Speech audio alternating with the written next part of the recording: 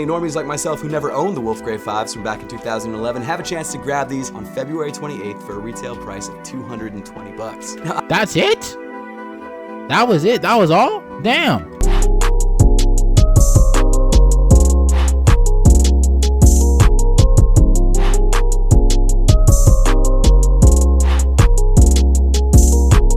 Hey, what's good, y'all? Today we finna be doing the Air Jordan 5 Wolf Grey review on feet.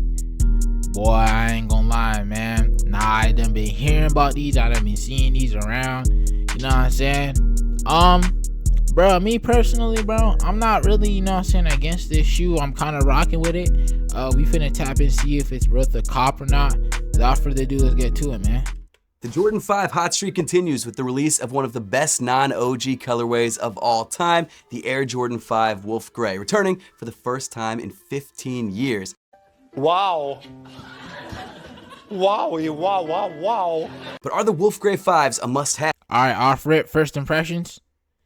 I'm not gonna lie, these is calm. Like, they're calm, but I think it's the material that's throwing me off. Like, I'm not really a whole, you know what I'm saying, like, big fan of the material, bro. I feel like they could have done something better with the material. Now, I'm not gonna lie, bro. I would cop this rather than other shoes, but at the same time, this isn't a priority to cop for me, you know what I'm saying? Like, I don't know if it's like, I'm not gonna sit up here and tell you that like it's something you need to have, but like, you know what I'm saying? It's something like if it catches your eye, you cop. You know what I'm saying? I'm not mad at that. Let's find out.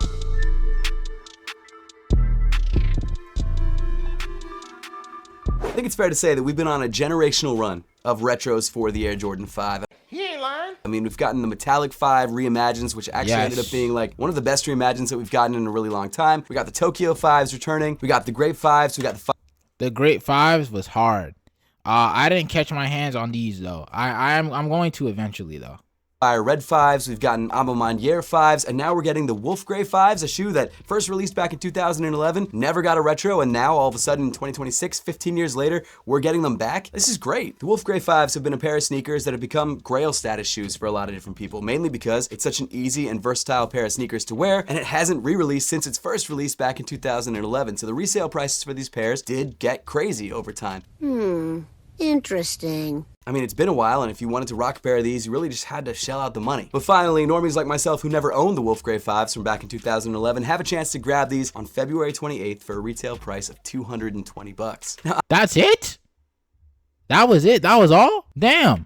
Obviously, I have a pair early. I grabbed my pair from Soul Mentality down in Long Beach when I was there for All-Star Weekend. The resale price of this pair is not bad, so if you want to grab a pair of these early, either check out Soul Mentality or grab them through the affiliate links below or through the YouTube shopping tab on your screen, or just check the resale price. I don't think this pair is going to be that expensive of a sneaker to grab, but I also don't think it's going to sit around on shelves. So if you want a pair of these, you miss out on release day, you might have to pay resale, and if you want to do that, again, choose the affiliate links, the YouTube shopping tab, Soul Mentality. There's a bunch of different options. They're all available for you. About a week before these sneakers release in my size, they are going for like $300, which is not terrible, but I do think the price is going to drop as we get closer. And Yes, definitely. again, while I do think these will sell out, I don't think the resale price will be crazy after the fact. I could be wrong about that. I was wrong about that with the Black Metallic 5 reimagines. That shoe now goes for like $500.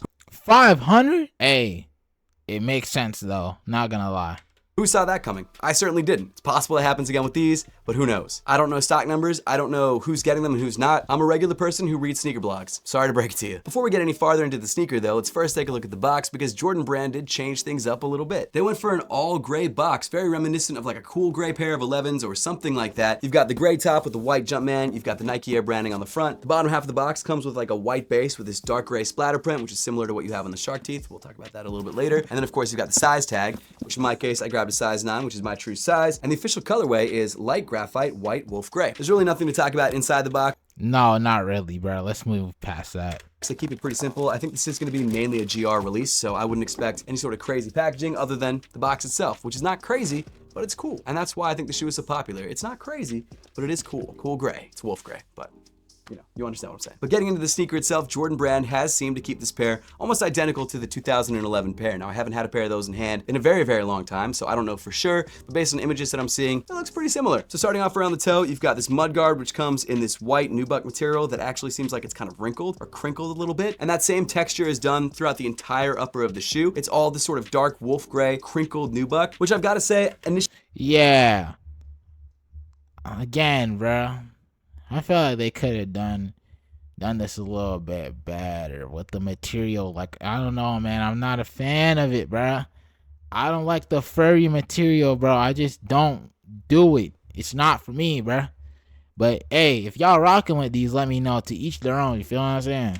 Actually, I didn't love that effect, but it does add some more interest and some more dimension to the upper of the shoe. And if it was just like an all plain gray sneaker, I think it would be a little bit too simple. I mean, you look at pairs of 5's with like very plain nubuck uppers, and they're not bad, especially when they're in a color like black or even red. But in the case of gray, it's a pretty basic neutral color, so I like the fact that they added some more interest to the upper with that texture. As far as the actual feel of the material though, it does feel nice. It feels soft to the touch. It doesn't feel like the nicest nubuck that I've ever felt on a pair of Air Jordan sneakers. And again, this is a $220 pair of shoes, so it's not cheap, but it's also not like their most expensive price tier for a pair of Jordans. You do still get that like nice color changing effect when you swipe your finger on it, which is not bad. And it does still look more premium than other Jordans in a similar price range, so I'm not mad at it. Also, with nubuck sneakers, you just gotta be careful. You don't wanna get them wet. Like, nubuck just does not do well in the rain, so maybe wear these on dry days.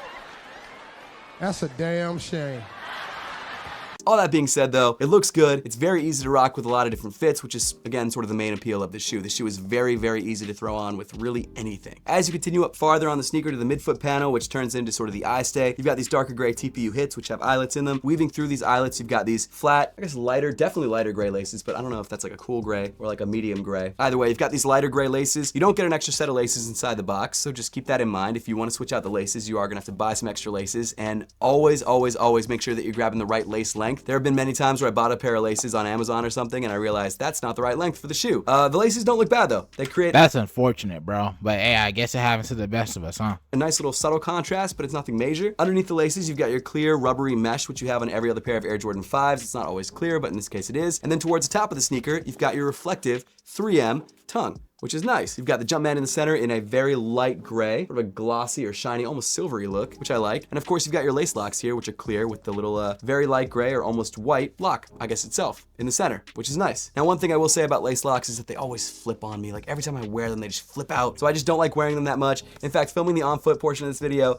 I had to do like 6 different takes because it kept flipping and I kept missing it. It's a whole big thing. A bunch of the background stuff that you guys don't care about. But on feet, they don't look that bad though. Like on feet, they look calm. Like on feet, they look calm. But I don't know, man. No, it's not for me, bro. It's just not my swag. Feel me? it took me a while to get these on-foot shots. They look very basic, but these stupid lace locks would not stay flipped for me. So as soon as I wear these, I'm gonna take those lace locks out. I just don't like lace locks the way that they can't just stay in place. Maybe I'm doing it wrong. I don't know. Let me know in the comments if I am. Actually, don't, because I am definitely doing it wrong. On the back of the tongue, you've got this white fabric sock liner. You've got the Air Jordan text on this gray tag. And then inside the sneaker, you've got a white insole with the Jumpman printed on the heel in dark gray. Now, this is a Dream Oh, okay. I mean, there's that.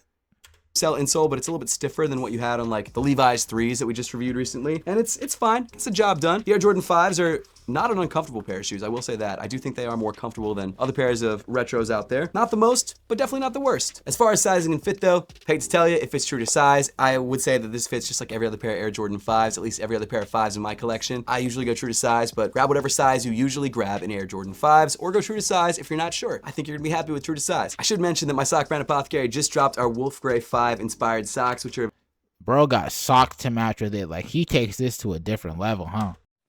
Who does that?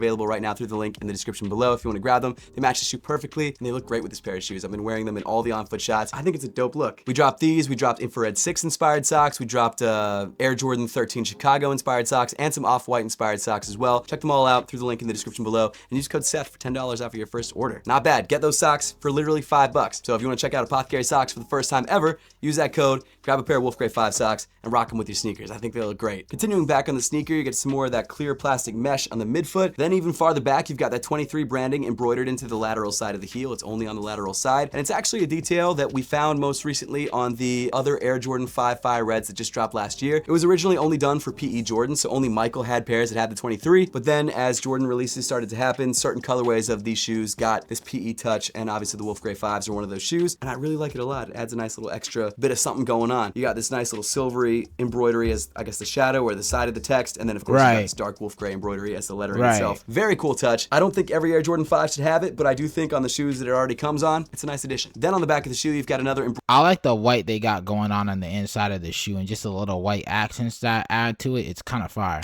embroidered detail, which of course is the Jumpman in that same sort of white, silvery embroidered material. Moving down on the sneaker, you've got a primarily wolf gray colored midsole, which is actually pretty matte, which is nice. They change up the finish in Jordan midsoles all the time, and one thing that I had a problem with as a customizer back in the day was remembering which shoes had glossy midsoles, which ones had like semi-gloss midsoles, and which ones had matte midsoles like this. That was always such a pain, and you actually had to mix in this matte powder into the finisher that you put over top of the paint that God damn. you had done. And so like if you over mixed it, the matte powder would be too like white and it'd kind of become chalky. It was disgusting. So it was really hard to get like a really nice matte texture. And I just learned eventually that you could mix in the finisher into the paint and that would really help. Long story short, this is something that I appreciate because I had to try and do matte midsoles a lot and they were just a pain in the butt. Glossy midsoles were easy because the finisher was always like super glossy. Doesn't matter, you probably don't care, but either way, little story about me and my customization days. Towards the front of the shoe, you've got the shark teeth in white, which feature this dark wolf gray splatter print. It's actually a pretty light splatter print. There's not a huge amount of it going on. Let's see if it varies from side of the pair to side of the pair. No, it's pretty like sparse. It's a pretty sparsely splattered splatter print. Now, I don't know if that's true for every pair. I don't know if that's just my pair in particular. You know what, let me check the sneakers app really quick. It's actually the same on the pair on the sneakers app too. So I wonder if every pair has that same sort of like lightly splattered shark tooth detail, which would make sense. I've always been interested why they changed it up for some shoes, why some are more splattered than others. I don't know. I personally prefer the more splattered look, but this is not bad. Something else I did a lot on custom sneakers was splatter print. I get a toothbrush The splatter print is nice. It's nice. and kind of like splatter it like that, which works. This is exactly how you do that. It's also most likely hand painted, even in the factory. A lot of stuff like this has to be hand painted because you can't like press it on or anything like that. So another little interesting tidbit if you care. Finally, moving to the outsole of the sneaker, they kept things super simple by just giving us a one-piece rubber, semi-translucent, icy blue outsole. I guess it is sort of a two-piece because you've got this dark wolf gray toe area, but the rest of the outsole is all one icy blue. You've got this dark gray or wolf gray. The icy blue, I ain't gonna lie, bro. It's not doing it. It's not doing it the worst justice, but I feel like they could have taken a different route here. Jumpman kind of hidden underneath. Like I said, I've never owned the Wolf Gray 5s before, so this is a new pair for me and a pair that I'm actually pretty excited to throw on foot with a couple different fits. I generally wear 5s with jeans or longer pants. I can't really see myself wearing these with shorts. That's just me personally. I got very skinny legs. This is a bulky shoe. It looks ridiculous if you can see my legs too. So because of that, I generally wear these with longer pants. I also think with the higher cut, it looks better with longer pants. But I do think if you're looking for a pair of 5s to rock with a lot of different things, Wolf Gray 5s is a great way to go. Because if you look at most 5s at release, they're usually brightly colored in some way. You either have white with bright red, or black with like bright silver, or like a purple one, or a yellow one, or a green one. There is some truth to that. Not a lot of like subtle Air Jordan 5s, and this is like a perfect example of a subtle everyday wear that I think is going to make this pair, in addition to the fact that it's been one of the more hyped up pairs to release in the last couple months, very, very popular, and most likely a pair that will sell out, is my guess. But let me know in the comment section down below if you agree. Let me know if you're planning to grab a pair of these for yourself. Hit subscribe if you haven't yet. Check out my... Alright, man. We go ahead and end this off, man. Love y'all. Appreciate y'all. Sleaxzegang, let do it to him. God is good. We give God all the glory. I'm going to catch you on the next one. We out.